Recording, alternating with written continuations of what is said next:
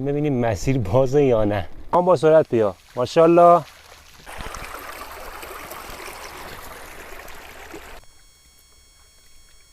بیشتر میریم تو گل. پرواز نکن. ما زنده موندیم. نمون. قربون شما. لطف کردی. کلاه اضافه میخوای بدم بهه؟ لاستیک عقبم پنچر شده.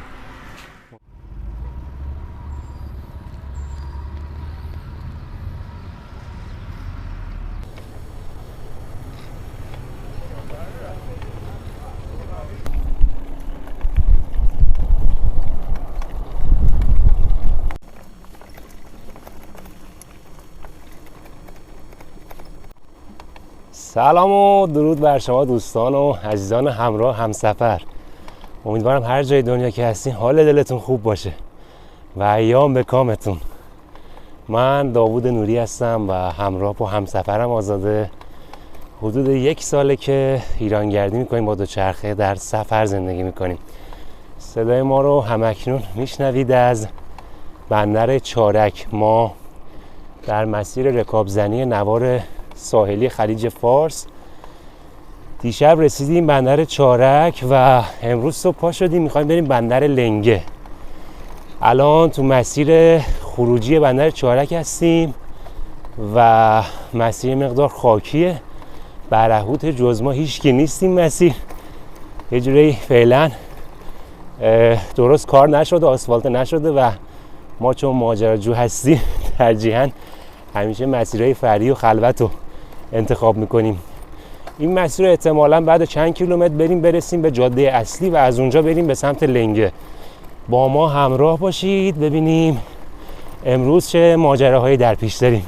مسیرم با اینکه حالا آسفالت نیست ولی خوبه. آماده شده برای آسفالت کردن و حالا تیر چراغ برق و اینا زدن. فعلا تردد نیست تو این مسیر و ما برای اینکه مسیرمون زیاد طولانی نشه ترجیح دادیم که دیگه بندر چارک رو دور نزنیم. از همین مسیر خاکی که دارن روش کار میکنن و فعلا ترددی نیست، از همین مسیر بریم به جاده اصلی برسیم و احتمالا نزدیک 10 کیلومتر این مسیر رو باید رکاب بزنیم. من تو این مسیرهای خاکی که رکاب میزنم یاد بچگیام میفتم. یه دوچرخه طلایی رنگ خوشگلی داشتم، اونو برمی داشتم هر از گاهی میرفتم از خونه دور میشدم، مسیرهای خاکی یه جای عجیب غریبی میرفتم که کشفشون کنم. آخر سرم گم میشدم. آره باید میمونم دنبالم که منو کشف کنم. از اینجا باید بریم سمت بندر حسینه و اونو رد کنیم و بریم به سمت مسیر اصلی. دیگه از بندر حسینه به بعد مسیر ساحلی نداریم، مجبوریم برسیم به اتوبان و از اونجا به بندر لنگه. این قسمت مسیر خیلی آبیه، نمیدونم چطوری باید رد بشیم اینجا رو. والا آب گرفته اینجا رو. عجب داستانی شد. ببین به نظرم از این ور میتونی راحت تر بیای، از این قسمت وسط. اون ور یه ذره گله ولی از وسط بیای دیگه رکاب بزن، وا نیستا، با سرعت بیا. آها با سرعت بیا. ماشاءالله. آفرین. رد کردی. اینجا هم دیگه باید با دست رد کنیم که ریسکش بالاست. خب من از پشت میگیرم.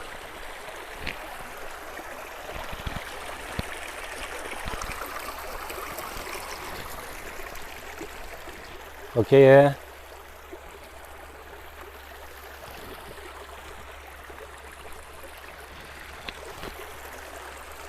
این آب فکر کنم به نهایت میرسه به دریا. بیام کمک.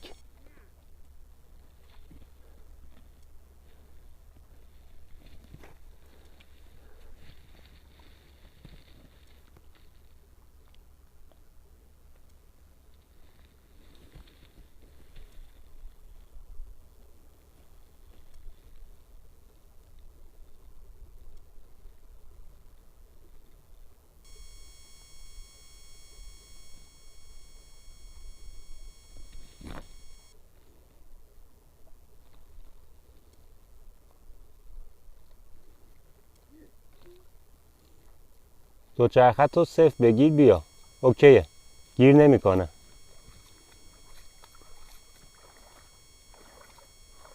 دوچرخت رو کج نکن زیاد.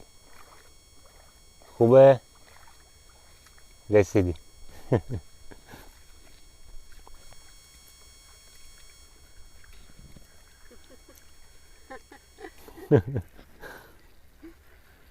خوب بود؟ اینجا هر چقدر بریم جلوتر پاهامون رو بشوریم بیشتر میریم تو گل. این همون خوابی بود که دیدم. گفتم میرفتیم تو گل. باطلاق بود ما رو میکشید پایین. هر نمیدیم کجا پاهامون رو بشوریم. همینجا فکر کنم بهتره.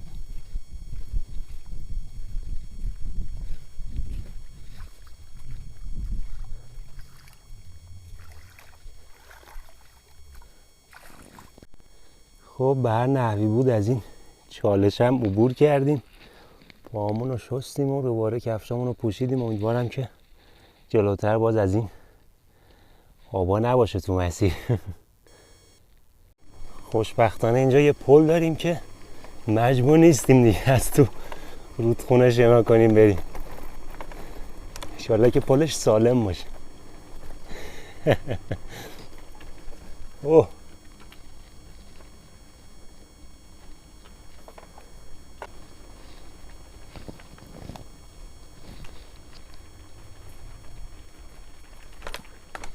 اومدیم از این پل رد شدیم و خواستیم مسیر رو ادامه بدیم به سمت بندر حسینه که یه موتور سوار دیدیم تو راه. گفتیم ازش بپرسیم این آمار جاده رو بپرسیم ببینیم چه شکلیه، مسیر خاکی میره به سمت بندر حسینه یا نه. گفت که احتمالاً مسیرش خراب باشه چون از خود حسینه نمی اومد و پیشنهاد داد که این ور رو بریم، یعنی از سمت چپمون بریم به سمت جاده آسفالته که از اونجا میره به سمت لنگه.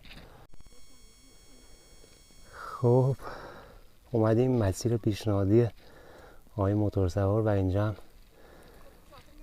فکر کنم پرورش ماهی یا پرورش میگو باشه.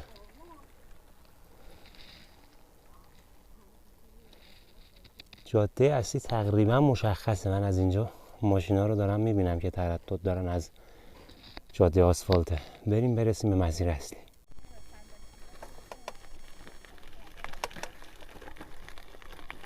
بچه این پلیکان رو ببینین اینجا خیلی قشنگه. فقط منقارش رو ببینین.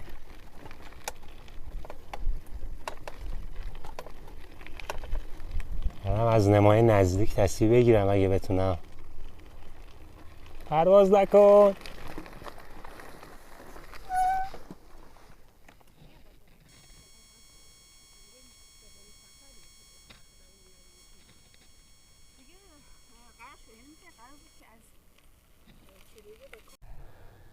سایت پرورش میگو رد کردیم و رسیدیم به این پله و جاده هم از اونجا معلومه. ماشینایی که رد میشن منتها اینجا راهو بستن. حالا ما ریس میکنیم.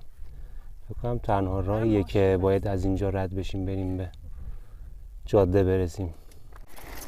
بالاخره اومدیم رسیدیم به جاده. ما زنده موندیم.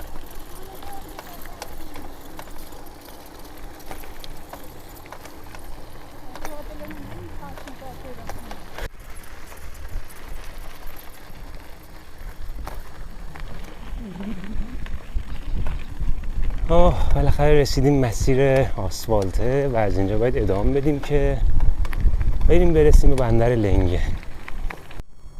مسیر متاسفانه فاقدشون است و کاملا ترانزیتی، یعنی دوتا ماشین سنگین بخوان عبور کنن دیگه هیچ راهی نمیمونه برای دوچرخه. یا باید ترمز کنه ماشین سنگین یا باید ما بزنیم کنار جاده.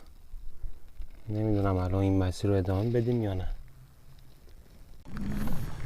همون آقای موتور سوار که تو راه خاکی دیدیم داشتیم میومدیم اینجا، دوباره اومدن ما رو پیدا کردن. رفته بودن خرید و موقع برگشت ما رو پیدا کردن، گفتن که از این مسیر خاکی بریم بهتره، یعنی که مسیر آسفالت خیلی عرضش کمه و خیلی خطرناکه برای دوچرخه، مخصوصا هم که ماشین ترانزیتی میرن. پیشنهاد دادن که از این مسیر خاکی بریم، ادامه بدیم راهمونو.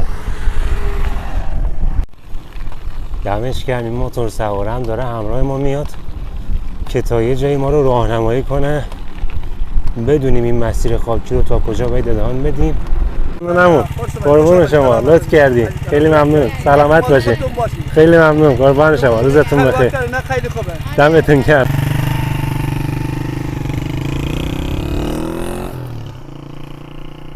دمش گرم تا اینجا من. کلاه اضافه میخوای بدم بهه؟ اینجا که از ما جدا شد پیچید سمت فری، میره بندر حسینه. احتمالاً اونجا راش خرابه که اومده از اینجا میره.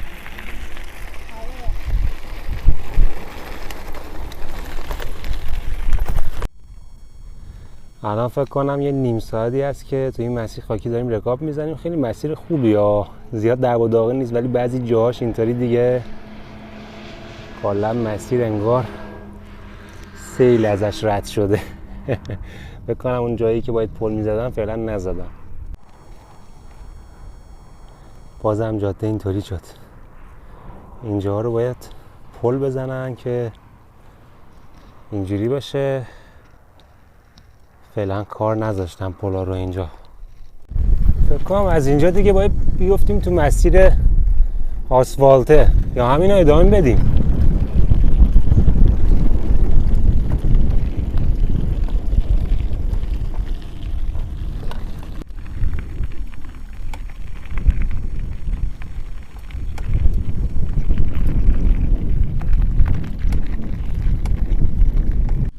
یکم زیر سایه درخت استراحت کردیم و پا شدیم میخوایم مسیرمون ادامه بدیم. فکر کنم دیگه از اینجا به بعد مجبور باشیم که از مسیر آسفالته بریم. مسیر آسفالت کماکان شونه نداره و خاکی بغل جاده هم خیلی نامساعده. نمیدونم الان از کجا بریم واقعیتش. این مسیر بالایی هم زیاد درست نیست، هی بالا پایین داره، خاکش نرمه، دوچرخه میره تو خاک، جادهش باریکه. ناچارن اومدیم جاده آسفالته، ولی یه حواسمون باید باشه که دوتا ماشین اگه از روبرو بیاد، مخصوصا ماشین سنگین، باید زود بزنیم به خاکی. ما یه چند کیلومتری مسیر جاده رو رفتیم، بعدش دیگه انقدر شلوغ شد، ماشین از پشت از روبرو اومد، دیگه بیخیال شدیم و دوباره مجددا اومدیم این مسیر خاکی و گفتیم آقا این پستی بلندی مسیر خاکی و سختی بالا پایین رفتنش رو قبول کنیم، بهتر از اینه که جونمون رو تو مسیر آسفالت از دست بدیم. اینجا هم هی هر 300 متر 400 متر یه بار اینجوری باید بیایم پایین مسیر سنگلاخی و دوباره بیایم بالا مجدداً. ببینیم اون جلوتر باز 200 متر دیگه همین داستان تکرار میشه.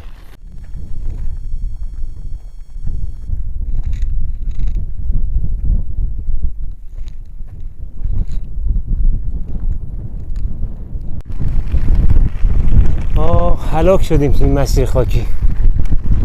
بعد حدوداً 40 کیلومتر رکاب زنی تو برهوت، نه آبادی نه مغازه‌ای نه چیزی، یه کلاً آب هم تموم کردیم و دارم خونه های بندر موقویه رو میبینم از این نقطه روبرومون. بریم اولین مغازه‌ای که پیدا کردیم خودمون رو سیراب کنیم، واقعا دیگه داریم هلاک میشیم از تشنگی. ما به محض اینکه وارد بندر موقویه شدیم من متوجه شدم که لاستیک عقبم پنچر شده متاسفانه. باز دمش گرم که تا اینجا ما رو رسون. دیگه اولین سوپری آب میوه و آب معدنی و مواد غذایی گرفتیم، این مقدار تجدید قوا کردیم. الان وقتشه که پنچریمون رو بگیریم و بقیه مسیر رو راه بیافتیم ببینیم تا کجا میرسیم. اومدم پنچری این دوچرخه رو بگیرم، بعد این چرخ عقبش رو باز کردم. به محض اینکه باز کردم این ساچماش همه ریختن زمین. حالا پنچریش رو گرفتم، تا اینجا متوجه نشدم که این کاسه اینوریش، یعنی این قسمتی که وصل به این خودرو، کلا شکسته تو مسیر متاسفانه و این قسمت الان دیگه کلا ساچمه نداره. حالا فکر کنم بهتر باشه کنار جاده وایسیم و تا بندر لنگه خودمون رو برسونیم که تعمیر کنیم. اینجوری ادامه بدیم تو مسیر میمونیم، حالا معلوم نیست تا کجا بتونیم با این شرایط پیش بریم. ما اومدیم خروجی بندر موقویه و اینجا وایسادیم که یه وانتی کامیون چیزی تور کنیم که باش بریم بندر لنگه. چون اینجوری بریم با این اوضاع دوچرخه من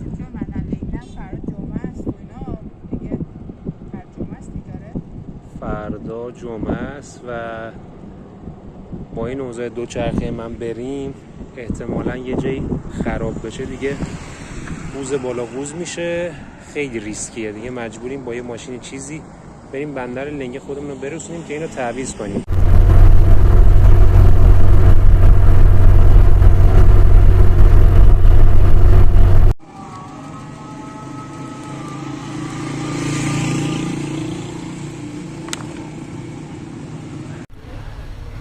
اومدیم بعد چند دقیقه معطلی یه تعمیرگاه دیگه پیدا کردیم و موفق شدیم که دوچرخه‌مون رو بدیم برای تعمیر. الان دوچرخه تو همینجا بذار تو دید باشه دیگه. الان دوچرخه من واقعیتش رفته اتاق عمل. دوستا خسته نباشی. دمتون گرم، واقعا لطف بزرگ کردی. دوستا چش بوده؟